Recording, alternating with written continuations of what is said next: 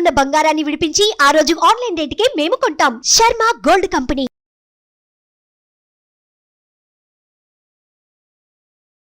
నమస్తే, welcome to Suman TV. ఈరోజు మనతో పాటు ఉన్నారు ప్రముఖ జ్యోతిష్యులు బ్రహ్మశ్రీ నందిబట్ల శ్రీహరి శర్మ గారు.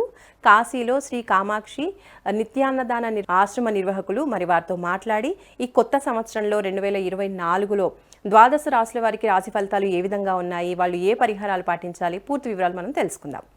గురుగారు నమస్కారం అండి. వాగర్థావివ సంపృక్తౌ వాగర్థ ప్రతిపత్తయే జగదఃపితరౌ వందే పార్వతీ పరమేశ్వరౌ. అన్నపూర్ణే సదా పూర్ణే శంకరః ప్రాణవల్లభే జ్ఞానవైరాగ్యసిద్ధ్యర్థం భిక్షాం దేహీ చ పార్వతి మాతా చ పార్వతీదేవి పితాదేవో మహేశ్వరः బాంధవా శివభక్తాశ్చ స్వదేశో భువనత్రయం. సదాశివసమారంభాం శంకరాచార్యమధ్యమాం అస్మదాచార్యపర్యంతం వందే గురుపరంపరాం. ఆదిత్యాయ చ సోమాయ మంగళాయ బుధాయ చ గురుశుక్రశనిభ్యశ్చ రాహవే కేతవే నమః. శృంగేరి జగద్గురు పీఠాధిపతులు శ్రీ శ్రీ శ్రీ భారతీ తీర్థ మహాస్వాముల వారికి, శ్రీ శ్రీ శ్రీ విధుశేఖర భారతీ తీర్థ మహాస్వాముల వారికి, కంచి కామకోటి పీఠాధిపతులు శ్రీ శ్రీ శ్రీ విజయేంద్ర సరస్వతి మహాస్వాముల వారికి ప్రణామములు తెలియజేసుకుంటూ కార్యక్రమాన్ని ప్రారంభిద్దాం.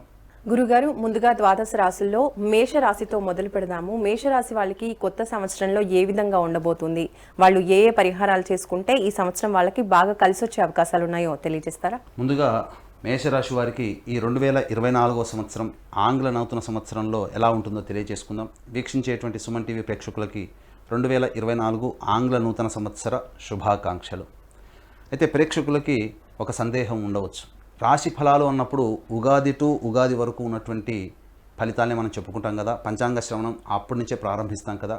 మరి ఈ 2024 జనవరి 1 నుంచి చెప్పుకునేటువంటి పద్ధతి మనకేమిటి అనేటువంటి ఆలోచన చాలామంది వీక్షించేటువంటి ప్రేక్షకులకు ఉంటుంది. అయితే ఇక్కడ ధర్మశాస్త్రం మనకు ఒక విషయం చెప్పిందండి. గమనించాల్సినటువంటి అంశం ఏంటంటే, ప్రపంచమంతా ఏదైతే ఒకటి నమ్ముతుందో అదంతా కూడా శాస్త్రమే కూర్చుంటుందని చెప్పబడుతుంది. కాబట్టి ప్రపంచమంతా కూడా జనవరి 1 నుంచి 2024 నూతన సంవత్సరంగా భావిస్తున్నటువంటి సందర్భంలో ఇది కేవలం జనవరి 1వ తారీఖు నుంచి డిసెంబర్ 31వ తారీఖు వరకు ఉండేటువంటి ఫలితాలనే మనం చెప్పుకుంటాం. కాబట్టి ఇది ఆంగ్ల నూతన సంవత్సర సందర్భంగా చెప్పేటువంటి రాశి ఫలాలు అనేటువంటి విషయాన్ని దృష్టిలో పెట్టుకొని మనం మేషరాశి వారికి ఈ 2024లో ఎలా ఉంటుందో తెలియచేసుకుందాం. ముందుగా ఈ యొక్క రాశి ఫలాలు అనేటువంటివన్నీ కూడాను నిర్దేశించేటువంటి గ్రహాలు నవగ్రహాలలో గురువు, శని, రాహువు, కేతువు. ఎందుకంటే ఒక్కొక్క రాశిలో గురువు 1 సంవత్సరం, అలాగే శని 2.5 సంవత్సరాలు, రాహుకేతులు ఒక్కొక్క రాశిలో చెరి 1.5 సంవత్సరాల పాటు సంచారం చేస్తారు. కాబట్టి 12 రాశుల వారిని ఈ 4 గ్రహాలు ప్రభావితం చేస్తాయి.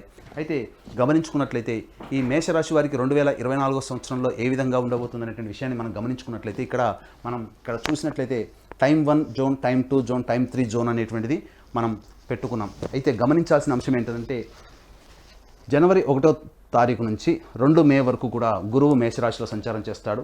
శని 2024 మొత్తం కూడా కుంభరాశిలో సంచారం చేస్తాడు. 2 మే నుంచి మొత్తం డిసెంబర్ వరకు కూడా గురువు ఈ సంబంధించినటువంటి ఈ వృషభ రాశిలోకి సంచారం చేస్తాడు.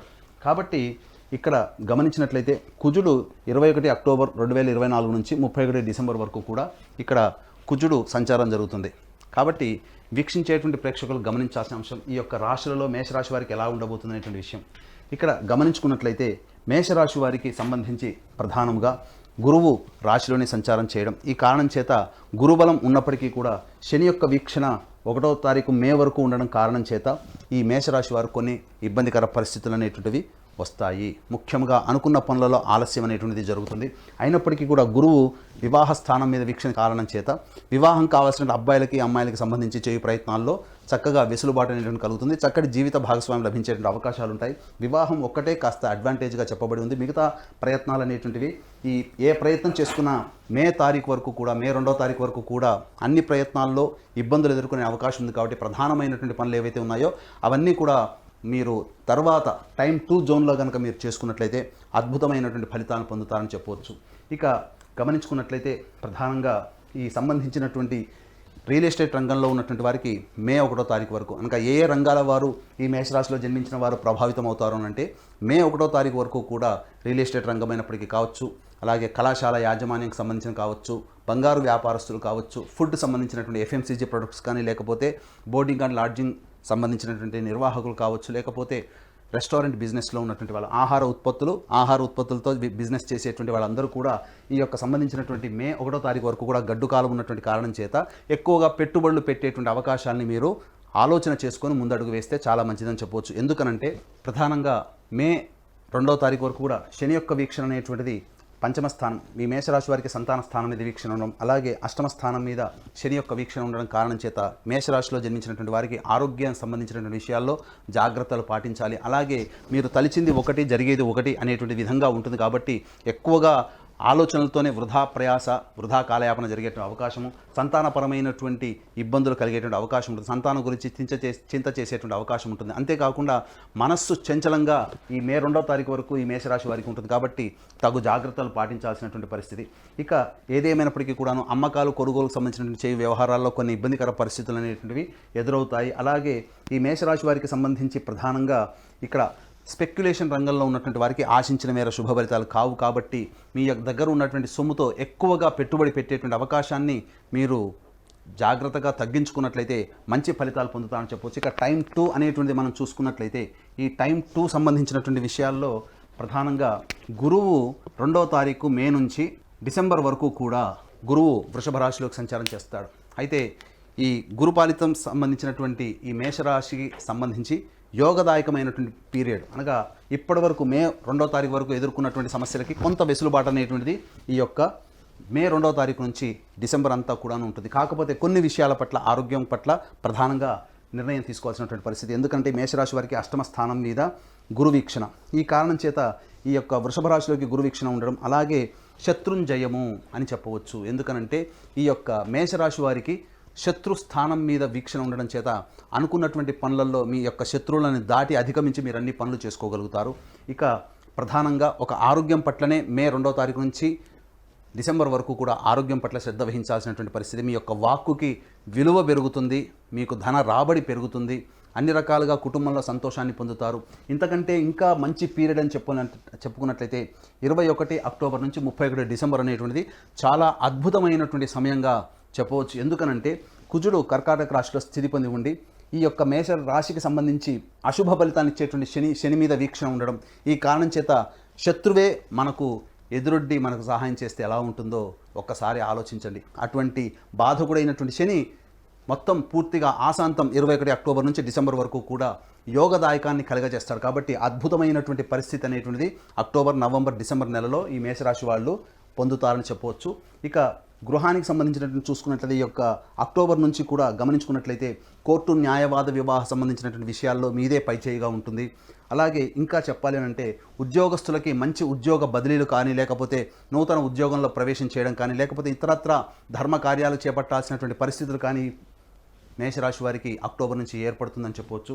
అలాగే ఏ పని చేసినా కానీ ఆ పనులలో సంతృప్తి, లాభాన్ని పొందేటువంటి సమయం, అమూల్యమైనటువంటి సమయంగా 21 అక్టోబర్ 2024 నుంచి డిసెంబర్ వరకు కూడా అద్భుతమైనటువంటి సమయంగా చెప్పవచ్చు. అయితే ఇక్కడ వీక్షించేటువంటి సుమన్ టీవీ ప్రేక్షకులు గమనించాల్సిన అంశం ఏంటంటే ఈ యొక్క చెప్పేటువంటి ఫలితాలన్నీ గోచార రీత్యా ఫలితాలు కాబట్టి జన్మజాతకము గనక బాగోలేకపోతే గోచార రీత్యా వచ్చే ఫలితాలు గొప్పగా ఉన్నా జన్మజాతకము బాగోలేని కారణం చేత గోచారీత్యా వచ్చే ఫలితాలు కొంతవరకు సామాన్యంగా జరుగుతాయి.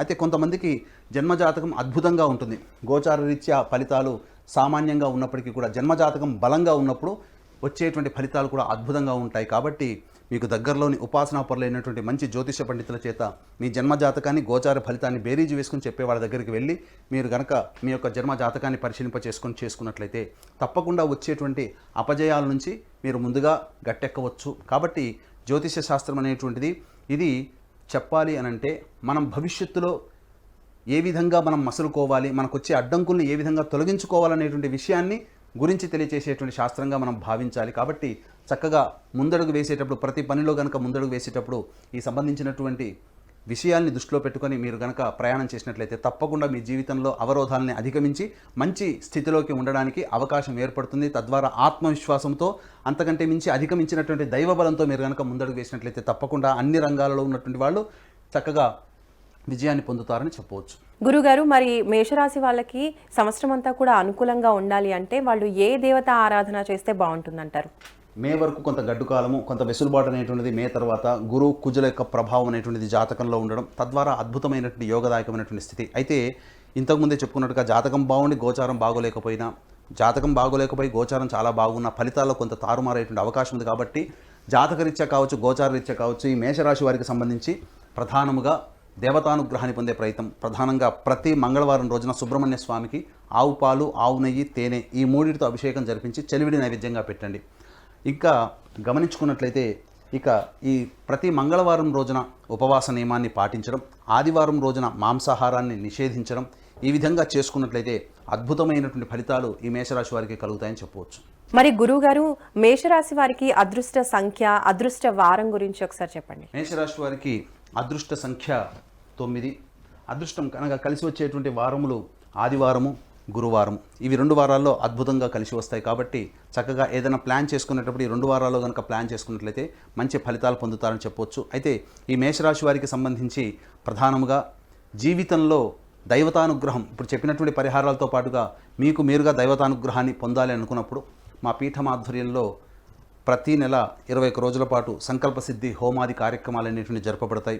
అలాగే తండ్రి వైపు 7 తరాలు, తల్లి వైపు 4 తరాల్లో ఏవైనా దుర్మరణాలు అనగా road accident, fire accident, suicide attempt, నదిలో బావిలో పడి చనిపోవడం, ఇంట్లోంచి వెళ్ళిపోవడం, లివర్ ఫెయిలే, కిడ్నీ ఫెయిలే, క్యాన్సర్తో చనిపోవడం, బ్రహ్మచారి కన్యగా చనిపోవడం, పిండ ప్రదానాలు చేయలేకపోవడం, ఇవన్నీ కూడా దుర్మరణాలు. కాబట్టి ఈ దుర్మరణాలు అన్నప్పుడు పితృదోషం లేదా పితృశాపం అంటారు. కాబట్టి ప్రతి నెల మా పీఠం ఆధ్వర్యంలో పితృదోష నివారణ పూజలు, హోమాది కార్యక్రమాలు అనేటువంటివి సశాస్త్రీయంగా జరిపించడం జరుగుతుంది.